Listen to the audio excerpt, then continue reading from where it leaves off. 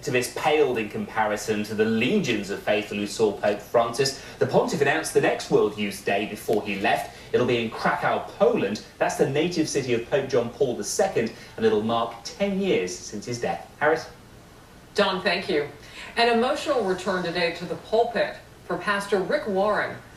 He's the leader of the Saddleback Church, an author. The Purpose-Driven Life is how many people know him, and has played a huge role in presidential politics in the past. You may recall in 2008 he held a forum when the then presidential candidates Barack Obama and John McCain joined him. Pastor Warren made his first appearance at his church since his son's suicide in April. He was greeted by a long-standing ovation from more than 6,000 parishioners. Joined by his wife, he spoke about the emotional challenges they face together as a family and their son's battle with mental illness. For 27 years, I prayed every day of my life for God to heal my son's mental illness. It was the #1 prayer of my life. And it didn't make sense.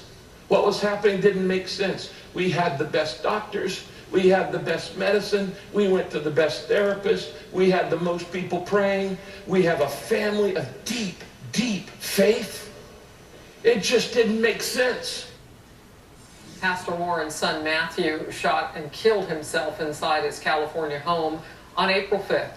He was 27. Another community of faith suffering a setback after a horrific accident. The news was breaking at this time last night on the Fox Report. A bus carrying a youth group back from a church camp crashed on an interstate just a short distance from their final destination. Now we're learning about the 3 people who died in that and what the driver says went wrong. Also, it used to be that the middle of summer was the slow time for the stock market.